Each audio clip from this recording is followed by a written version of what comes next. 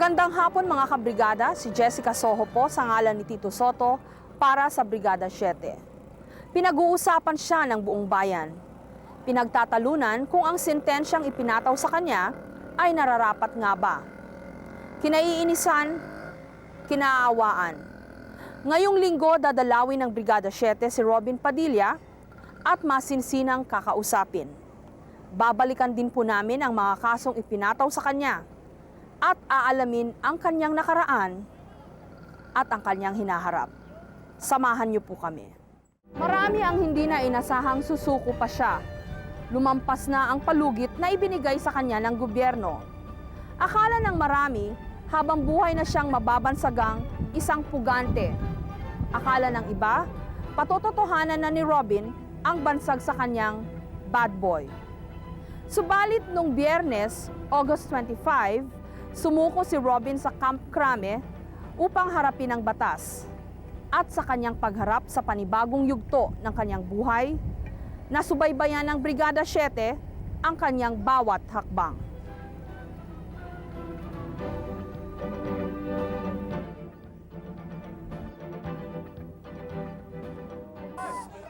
Biyernes, August 25, sumuko si Robin Padilla sa PNP Special Action Forces kung kanino di umano'y palagay ang kanyang loob. Nagtitiwala po ako sa SAP. Sa SAP po. Na kanila pong pangangalagaan ng aking seguridad. Kaya po ako sa kanila sumuko.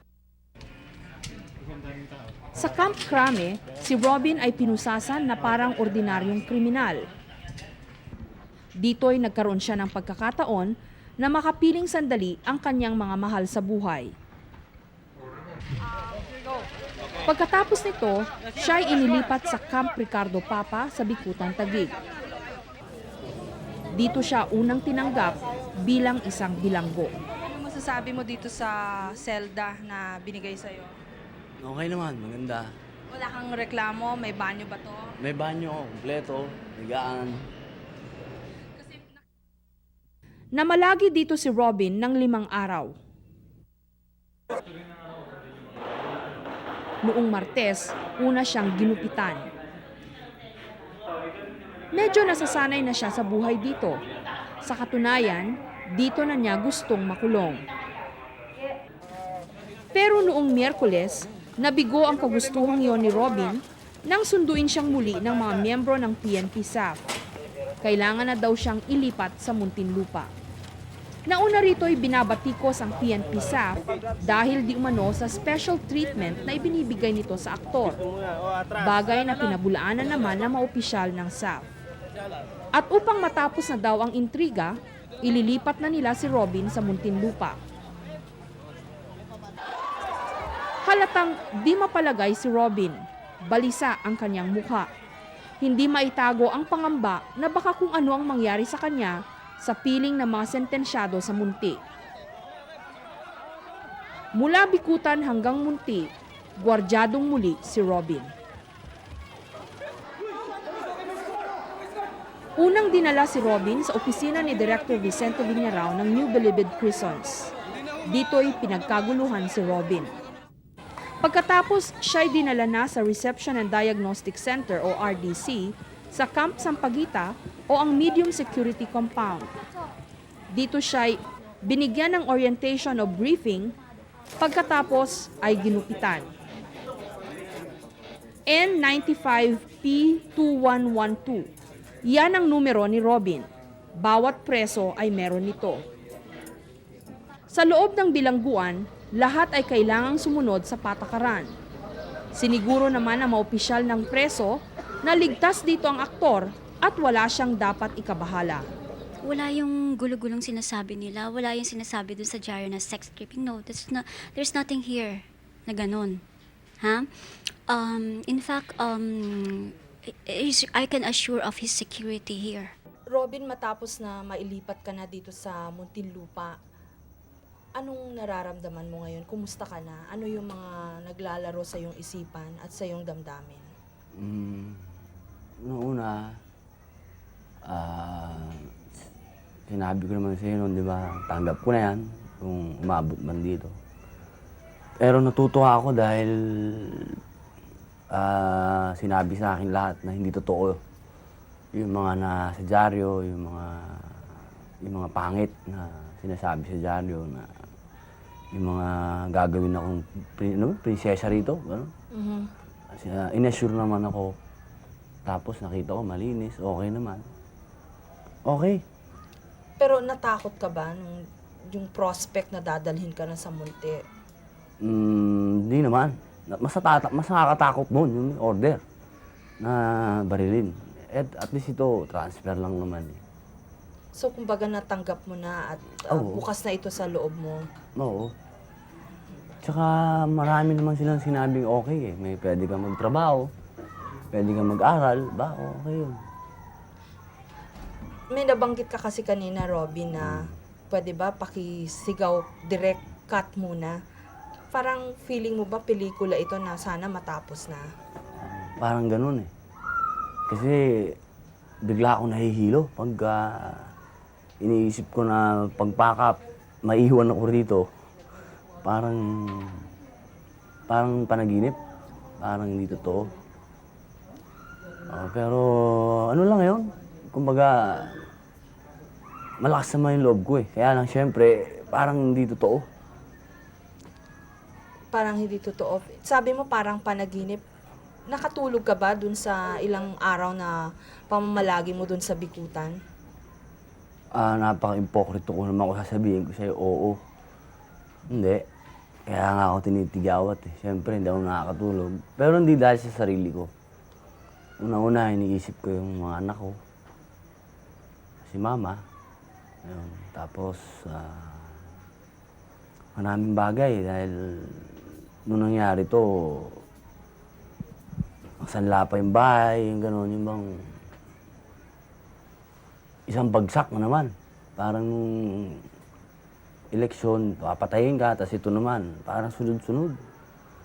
Pero sabi nga ni best friend ko, si Andrew, sabi niya, pag may araw daw, may ulap. Tatakpan yung araw, para lumiwanag ulit, kailangan umulan, sabi niya, para lumabas ulit yung araw. Siguro eto, total, umuulan din naman eh. Paano mo nakakayanan? Anong sinasabi mo sa sarili mo, yung punto na parang ayoko na, pwede ba tapusin na natin to? Pero kailangan ipagpatuloy mo pa rin, kumbaga. Kailangan sundin mo pa rin kung ano yung mga iutos sa'yo. Kailangan gawin mo yung anong nararapat. Paano mo na pagdadaanan lahat yon? Ano sinasabi mo sa sarili mo? Basta pag may pinagagawa sa akin, binubuksan ko muna yung Bible, kung ano nakalagay doon. Lahat naman eksakto lagi. Kasi wala na sa akin ang desisyon ngayon eh. Kasi pag ganito ang buhay mo, sinintensyahan ka ng ganun kahaba, parang tapos na ang buhay mo. Kulang na lang, pinatay ka eh. Pero siguro may mission tayo sa buhay. Kaya ibibigay mo na lang yung sarili mo sa Diyos. Kumbaga susuko mo na lang. Dahil para na rin akong pinatay. Dahil 17 to 21. Ilang taon ako paglabas ko noon. Ilang taon ka na paglabas mo? Abay 50. Mga ganun. Mga 47, 40. Ugod na ako nun sigurado dahil una-una may operasyon pa ako sa likod. So, Anong pinakamahirap tanggapin dito sa nangyayari sa'yo ngayon? Ano yung mga anak ko. Una-una yung panganay ko, lalaki. Siyempre, ang nakakaintindi na yun, si Miko. Siguro pag pumunta dito, hindi ko alam kung paano sa kanya uumpisahan at kung paano ko tatapusin. Doon sa mga babae. Pero ang importante dyan, yung mga may isip na eh. Si Miko, si Camille, si Queenie. Hindi ko alam kung paano ko sasabihin sa kanila na wow. Hindi mo pa napag-iisipan kung ano sasabihin mo sa kanila? Hindi pa. Sabi mo kanina, 17 to 21 years, nakahanda ka na itagal dito sa loob ng kulungan. May mga nagsasabi kasi na parang sinayang yung buhay ng isang Robin Padilla dito lang sa kulungan. Feeling mo ba ganun, parang masasayang ka? Dahil ang tagal, parang paglabas mo dito, matanda ka na, tapos na yung prime mo. Kasi hindi ko nga iniisip yung sarili ko eh. Yung mga anak ko na lang eh. Kasi yun, natanggap ko na yun eh. Pero paano mabubuhay yung mga anak ko? Yun lang.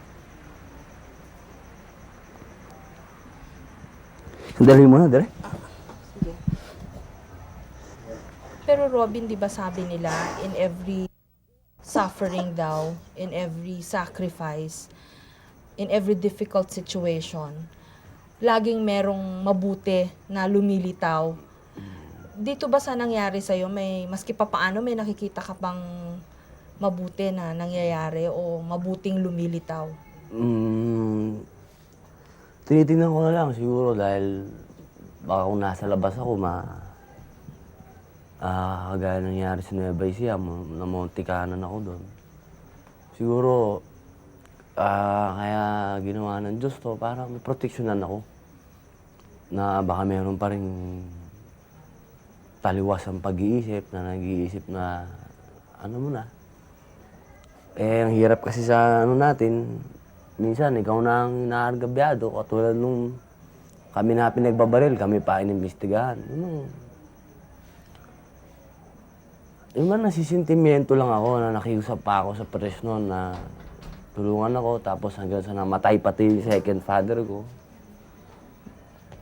So, paano sunod-sunod?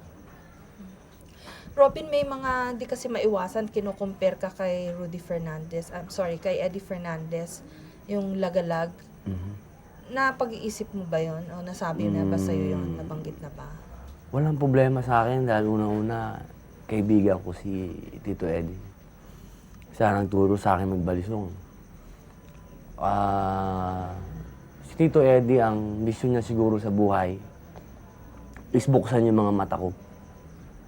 Yun siguro. Dahil hindi nawawala sa isip ko si Tito Eddie. Dahil same kami ng faith eh. Siguro, ibig sabihin nun, huwag ka masyadong mabuhay na mabilis dahil mamamatay ka agad. Parang gano'n. Yun na lang eh. Sa punto kasing ito, Robin, hindi rin maiwasan. Ang dami-daming taong nag-a-analyze kung ano nangyari sa'yo. May mga nagsasabi, lumaki yung ulo mo, yung pagkasiga, yung fame, pumunta lahat sa isip mo. Meron din nagsasabi na hindi mo daw napanghawakan yung katanyagan at yung tagumpay na nasa iyong mga kamay. Anong masasagot mo sa mga sinasabi nilang yan? Siguro, una-una dun sa sinasabi nilang siga. Kasi, alam mo, lahat ng lalaki napapaaway. Ang nangyayari lang, ang side ko lagi ang masama. Hindi tinitingnan yung side nung kabila. Tapos doon naman sa sinasabing lumaki ulo ko, siguro sa mga taong nakakakilala sa akin, hindi nila masasabi yun dahil ako kahit anong oras mo ako puntahan, kahit madaling araw, papakihirapan kita. Hindi ako yung tipo ng taong, wow. Marami naman nakakakilala sa akin eh.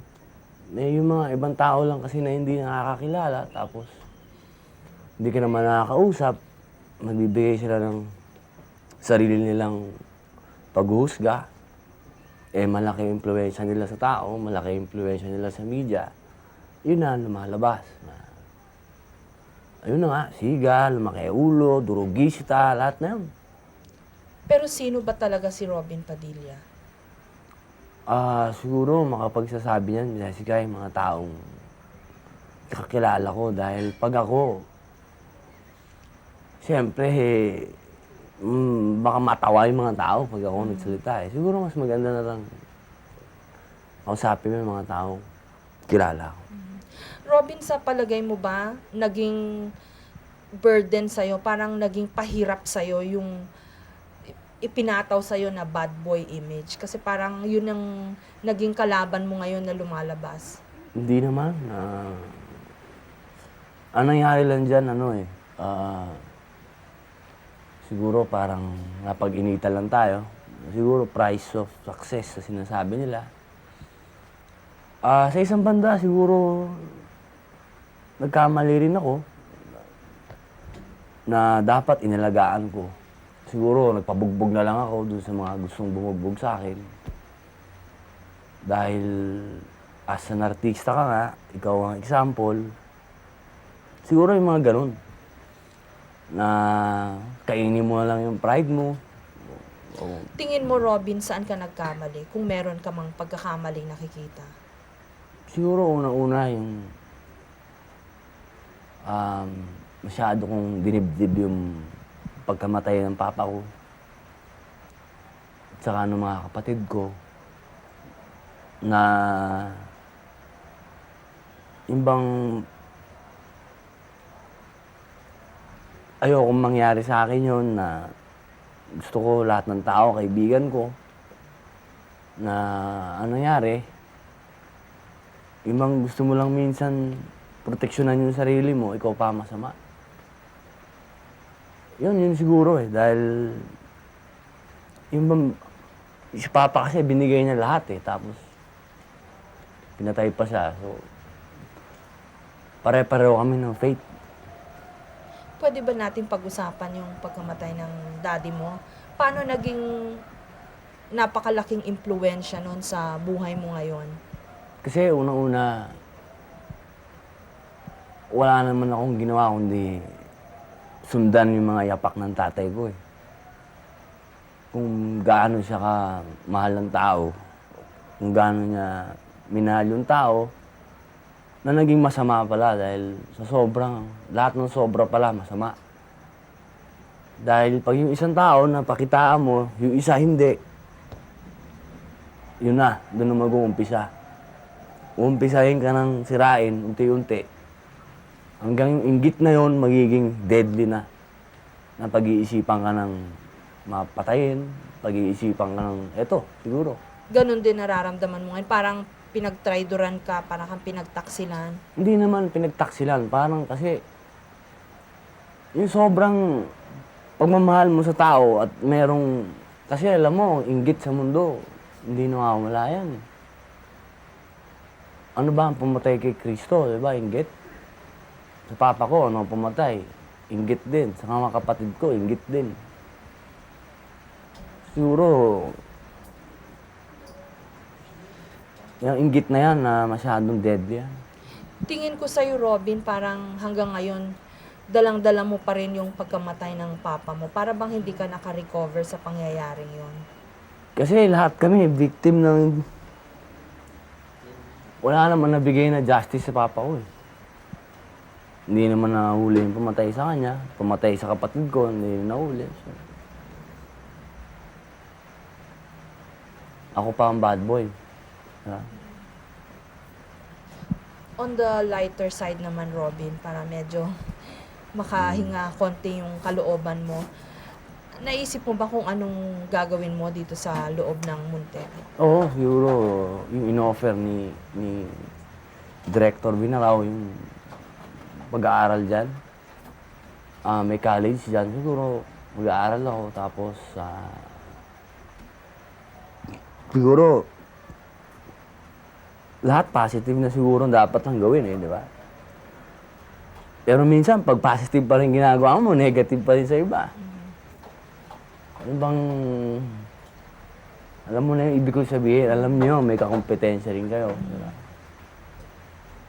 Robin, baka meron kang gustong sabihin kay Presidente Ramos, lalo na tinulungan ka niya, o tinulungan mo siya noong eleksyon. Kung sakali nakikinig siya sa atin, gusto mo bang manawagan sa kanya?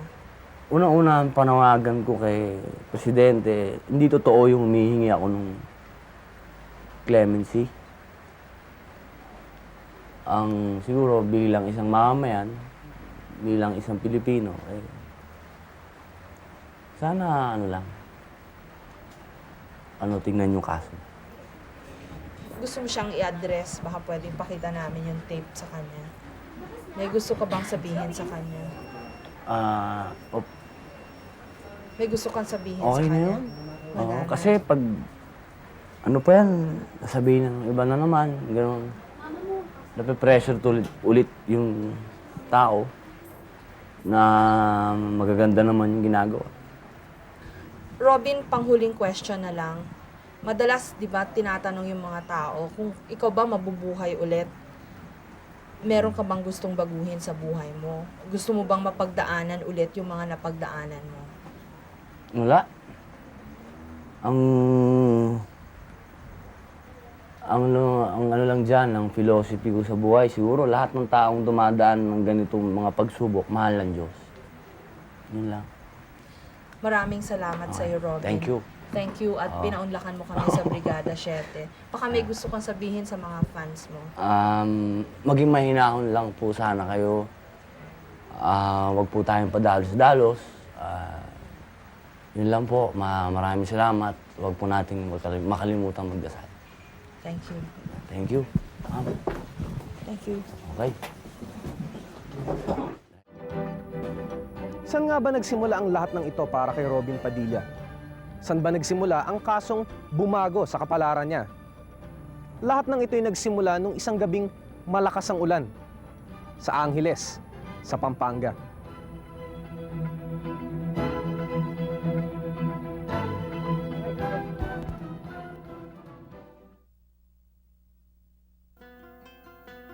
Nagsimula ang lahat ng gulo ni Robin Padilla nung gabi ng October 26, 1992 sa Angeles, Pampanga. Habang minamaneho ni Robin ang kanyang metallic gray na Pajero na may plakang PMA 777, nabundol niya ang isang mambabalot na nakasakay naman sa isang pedicab. Tumilapon si Armando de la Cruz, ang mambabalot, mula sa kanyang pedicab. Makaraan ng ilang minuto, umarangkadang paalis ang Pajero patungo sa bayan ng Magalang. Ilang witnesses na radio hobbyist ang rumadyo sa PNP at inireport ang mga pangyayari. Kumalabog ko, tapos tinignan nun namin. Tumakbo kami ng kuya ko, saka yung kaklase ng kuya ko. Ayun o, nung nakita ko yung sasakyan nga o. Ano yung tsura ng Pajero? Nakaharap po dito. Tapos o, nung inatras niya ako papunta rito, nung umikot, sinakop niya pa yung kabilang daan. Tapos dumiretso doon. Matubig nga ho doon eh. Tapos yung tubig, yung dinaanan ho niya yung tubig, gumanyan ho yung tubig sa side, yung sa gulong niya. Sinalubong ni SPO2 Ruben Mercado sakay sa kanyang police mobile ang nasabing Pajero sa ilalim ng Abacan Bridge. Ayon kay Mercado, nagulat siya nang nalaman niyang si Robin Padilla pala ang nagmamaneho ng Pajero. Subalit mas lalong nagulat si Mercado nang madiskubre niya ang mga armas na dala ng Action Star. Pagsungaw kong gano'n sa Pajero, nakita ko agad yung baby Armalite. Yung labasan ng bala, yung nozzle, nasa ground. Ayun. Kinuha ko ngayon. Tinignan ko. Hindi naka-safe.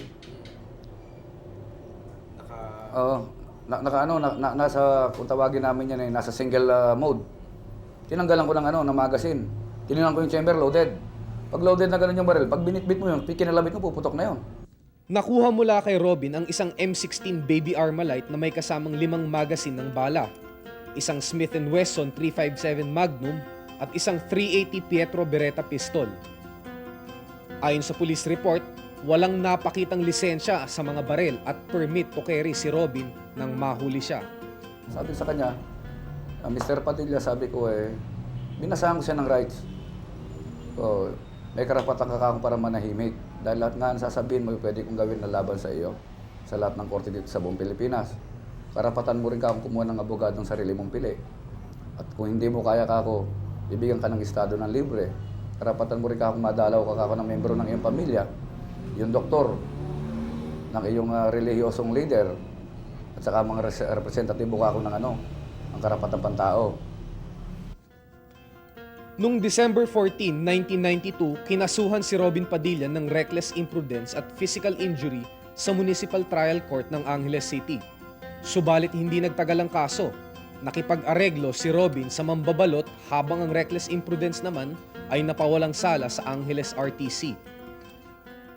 Noong January 20, 1993, kinasuhan uli si Robin Padilla sa Angeles City Regional Trial Court. Ang bagong kaso, illegal possession of firearms. Ayon sa depensa ni Robin, isang civilian agent daw si Padilla ng PNP Task Force Aguila at doon nanggaling ang kanyang mga armas.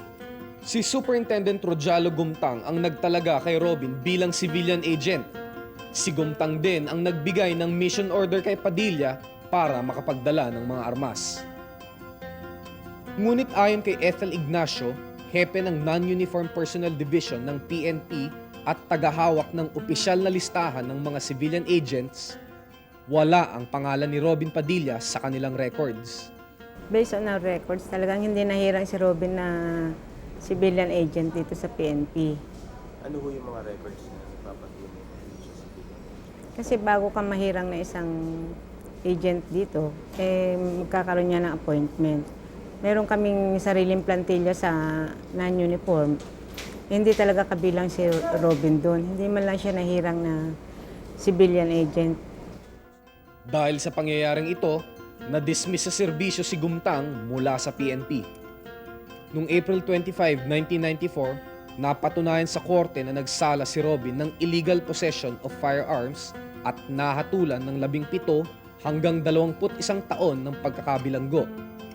Because that is the penalty provided for, that is within the range of the penalty provided for by the law, PD 1866. The penalty for illegal possession of firearm, including illegal possession of ammunition. Agad-agad umapila si Robin sa Court of Appeals at humingi ng pansamantalang paglaya sa pamamagitan ng isang 200,000 peso bail bond. Subalit noong July 21, 1995, pinanindigan ng Court of Appeals ang desisyon ng Angeles City RTC. Sinuspinde ang bail at inutos ang pag-aresto kay Robin. When the illegal possession of firearms, when the firearm is used without a license, in furtherance of rebellion, as provided in the same decree, the penalty is death. Para sa Brigada 7, ito si Israel Cando, reporting. Marahas daw ang naging parusa kay Robin Padilla. Tila ito ang naging damdamin ng publiko. Masyadong mahaba raw ang sentensyang ipinataw sa kanya. Ano ang isinasaad ng batas ukol sa illegal possession of firearms? Bakit 17 to 21 years ang parusa sa paglabag ng tulad nito? May magagawa pa ba ang batas sa kaso ni Robin Padilla?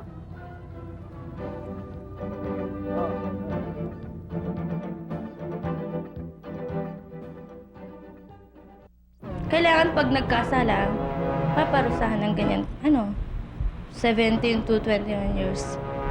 Mahaba yan. Mahaba, pero kailangan.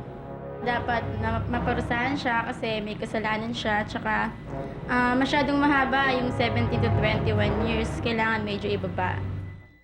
Kahit saan mo tignan ang anggulo, unfair ang nangyari kay Robin. Hindi nga ba makatarungan ang naging parusa kay Robin Padilla na 17 hanggang 21 taong pagkabilanggo dahil lamang sa illegal possession of firearms? Tulad nga ng sabi ni Robin, hindi naman daw siya nakapatay ng tao. Hindi naman yung judge ang namili ng penalty dyan eh. Yung nakalagay sa batas na Presidential Decree number 1866, sinasabi rito, na pag ikaw ay nagkasala at katulad niyang pamamosisyon ng mga baril na wala lisensya, ay ikaw mananagot sa batas. Isinasaad sa Presidential Decree 1866 na kung ikay natagpuan na may dalang baril na walang lisensya, 6 na taon hanggang 21 taon na pagkabilanggo ang sintensya rito. Kulong kaagad at walang piyansa. Bakit marahas ang parusa sa krimeng ito? Ginawa ang batas na ito noong panahon ng martial law laban sa mga subversibo, insurekto at rebelde. Plano sanang amyendahan ito ni dating Pangulong Corazon Aquino, subalit kinailangan din niya ang batas na ito laban sa mga kudeta noong administrasyon niya.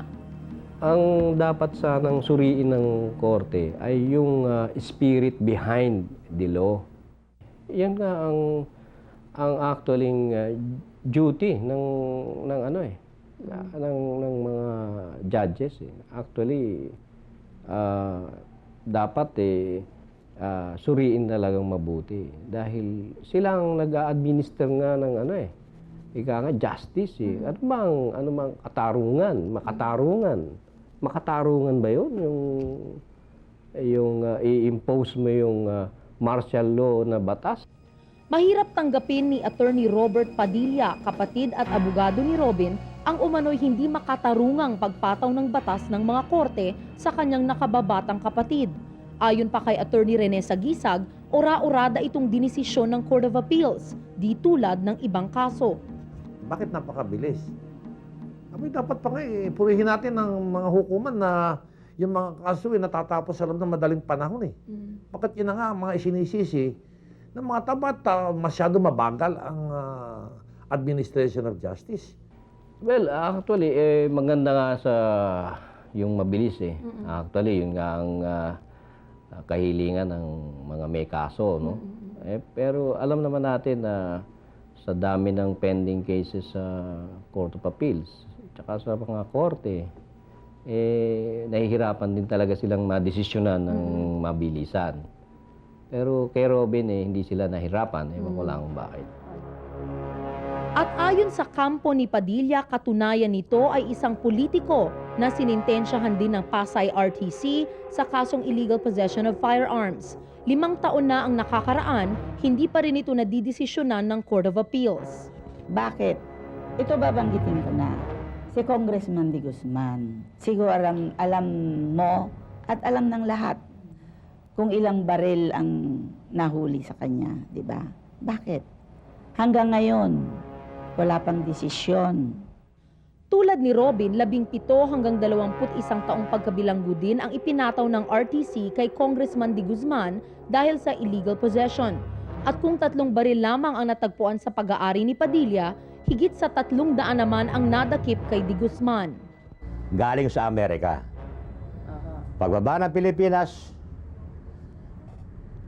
nung nasa carousel na, may mga bagahe, mga balikbayang boxes na may pangalan lang.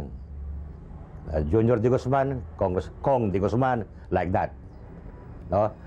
Pero ang hand carried ni Congressman De Guzman ay isang maliit na maleta lang ng damit niya. Yun lang. At yun din ang kanyang diniklara noon siya mag-board. 8 balikbayan boxes ang natagpuan sa airport na may nilalaman na daan-daang baril. Nakapangalan ang mga kahon kay De Guzman. Walang lisensya mga baril sapagkat unang-una, hindi naman kanya yun eh. Nakita lang sa mga kahon na may pangalan niya. Ngayon, doon naman sa kanyang ticket, ala naman mga claim stub. Walang claim stub. To show that those balikbayang boxes belongs to him. Wala. Hindi maipaliwanag ni Attorney Nicolas Ruiz kung paano naisakay ang mga kahon na yun sa eroplano. Anya, sigurado siyang ginamit lamang ang pangalan ni Congressman De Guzman ng isang mas malaking politiko. Ngunit ang tanong ng bayan, bakit nakapagpiyansa si Congressman De Guzman matapos itong sinintensyahan ng RTC, habang hindi naman pinayagan ng Angeles RTC na makapagpiyansa si Padilla? Ayon sa PD 1866, maaari pang magpiyansa ang isang sinintensyahan sa kasong illegal possession of firearms. Ngunit, ayon sa bagong administrative circular na ibinaba ng Korte Suprema noong August 28, 1994, kanselado na ang piyansa kapag ikay nasintensyahan ng 6 hanggang 21 taong pagkabilanggo dahil sa illegal possession of firearms. Sa makatwid, mas humigpit pa ang batas sa illegal possession ngayon. Itong nangyari kay De Guzman ay hindi covered nitong bagong amendasyon.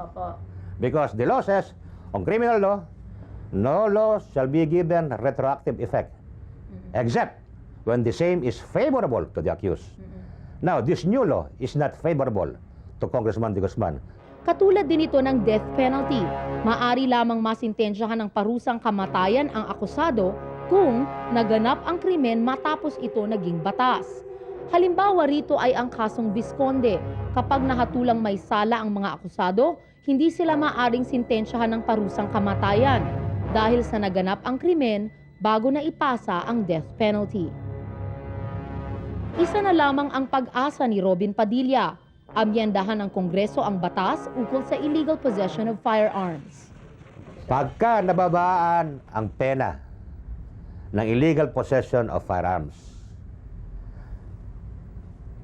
pag ito naging batas, itong bumabang penalty ay pwedeng gamitin ni Robin sa kanyang asunto. Applicable sa kanya. Unfair dahil merong isang batas na dapat lamang na i-apply sa mga rebelde o subversibo, in-apply sa isang bata na kayang-kayanan. I mean, well, bakit si Miss Wari? Yun lang sa akin. Nakapaligid ng may baril. Meron ka namang narinig na nahuli sa bodyguard niya. Yung mga RAM, hanggang ngayon, ina-admit nga nila na hindi nila isusurrender yung kanilang mga armas dahil sa hindi pa tapos yung negotiation. Meron na ba kayong narinig na dakip, na aresto at nakulong dyan sa mga yan? Wala. Hindi nila kaya yun Siguro, yun ang sinasabi kong unfairness. Marahas man o masakit, may kasabihang jura lex sed lex. Kahit gaano man karahas ang batas, ito pa rin ang batas. Walang maaaring mangibabaw dito. Para po sa Brigada 7, ito si Karen Davila, reporting.